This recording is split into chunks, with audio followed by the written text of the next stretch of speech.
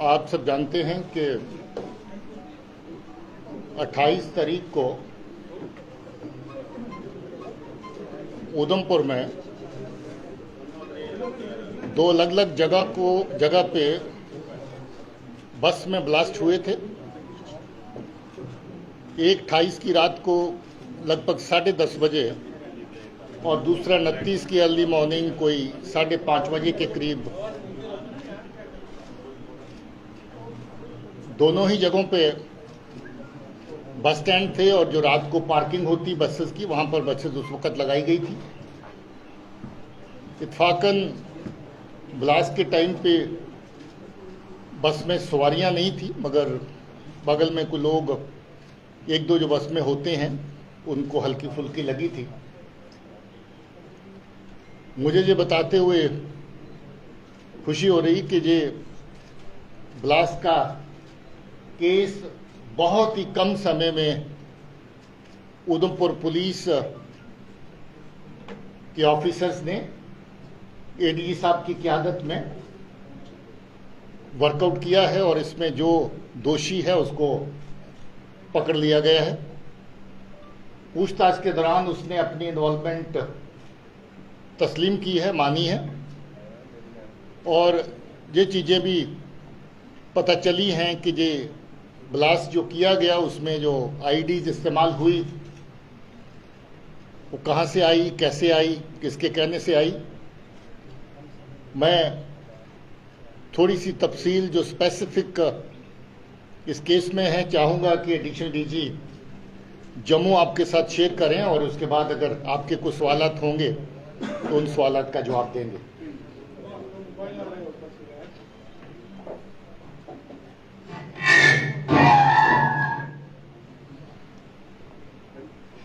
पिछले 6 महीने से ये देखा गया था कि आतंकी संगठन अपने पुराने कॉन्टैक्ट्स को रिवाइव करके उनका इस्तेमाल आतंकी गतिविधियों के लिए कर रहे थे। इसी सिलसिले में जैसा कि आप जानते हैं कि कुछ मॉड्यूल्स को पकड़ा गया था जिसमें पिछले उधमपुर ब्लास्ट के एक्यूज भी शामिल थे। इसी कड़ी में मोहम्मद अमीन भट्ट इलियास खुबैब, जो डोडा का रहने वाला है, इसने उधमपुर में पिछले ब्लास्ट में भी इसका हाथ था और अभी के ब्लास्ट में भी इसी आतंकी ने, जो कि पाकिस्तान में जाके सेटल हुआ है, वहां से इसने अपने कॉन्टैक्ट्स को रिवाइव किया, जिसमें असलम शेख नाम का आतंकी, जो बसंतगढ़ उधमपुर का रहने वाला है, उसको इसने सोशल मीडिया ऐप्स के जरिए कांटेक्ट किया और उसके बाद इसको 21 तारीख सितंबर को इसने कहा कि तुम्हें कोई सामान जो है मैं ड्रॉप करवाऊंगा ड्रोन के जरिए, उसको पिकअप करना है।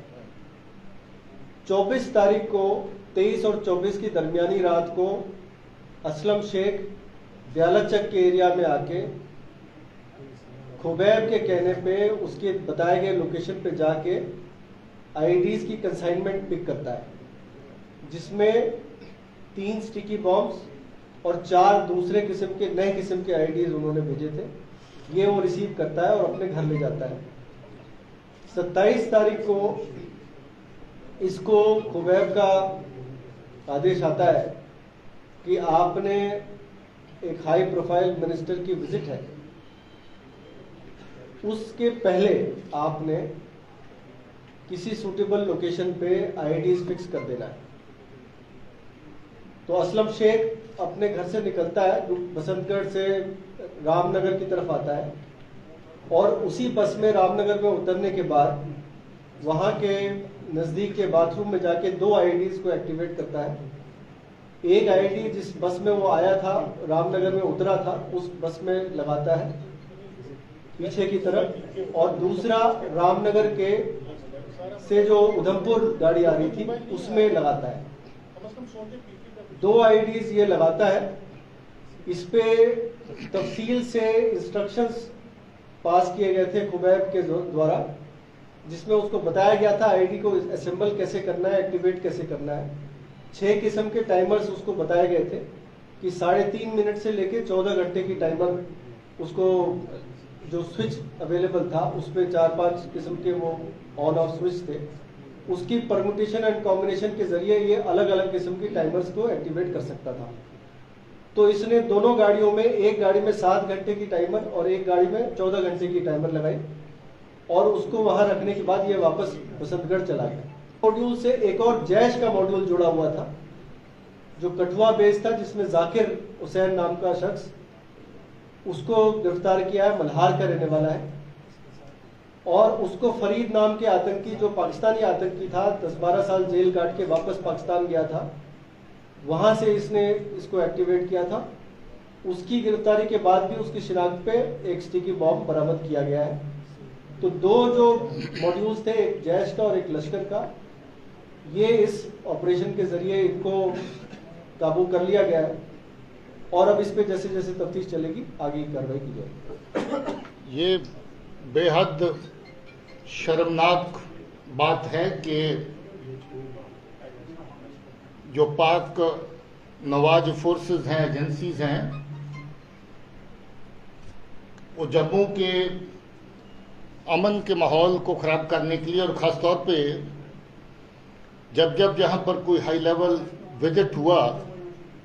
तो इस तरह की नापाक हरकतें और साजिशें की। आपको याद होगा कि ऑनरेबल प्राइम मिनिस्टर का विजिट जब हुआ था तब जैश के 2 फदाइन जहां पर जम्मू शहर में आके ठिकाना बनाए बैठे थे ताकि उस विजिट के साथ साथ कोई बड़ी कार्रवाई करें। मगर उस वक्त भी ये अच्छा हुआ कि पुलिस की सतर्कता के रहते टाइम से पता चला और उन दोनों आतंकियों को न्यूट्रलाइज किया गया और जैश का बहुत बड़ा मॉड्यूल जो था उसको ध्वस्त किया गया। इस बार भी ये लश्कर का मॉड्यूल है, बेसिकली असलम शेख लश्कर के साथ वाबस्ता है। 2005 में ये एक्टिव आतंकी होता था और बिलावर के केस में गिरफ्तार हुआ था जिसमें इसको सजा हुई थी और थोड़ा ही अरसा पहले जेल से शूट करके ये वापस आया था। और जेल से छूटने के बाद ही ये पाकिस्तान में बैठे अमीन के खुबैब जिसको कहते हैं उसके कांटेक्ट में आया और इसको ये कार्रवाई दी गई कि इस वक्त जो बड़ा एक विजिट दिल्ली से प्लान हो रहा है उसके पहले कोई बड़ी कार्रवाई की जाए और उसको जगह भी दी गई कि उधमपुर में जहां पहले किया था उसी जगह पर इस तरह के फिर से 2 बड़े धमाके जो हैं उनको अंजाम दिया जाए। मगर अच्छी बात है कि ये भी पुलिस ने बड़ा कम टाइम के अंदर इस केस को पूरे को एक्सपोज किया, इस बंदे को आइडेंटिफाई किया, इसको पकड़ा, पूछताछ की, जिसके दौरान इसने सारा कुछ मान लिया है। पॉसिबल था कि अभी भी इसके पास आईडी और अवेलेबल थी, अभी 5 आईडी और इसके पास अवेलेबल थी और अगर ये पुलिस की गिरफ्त में नहीं आता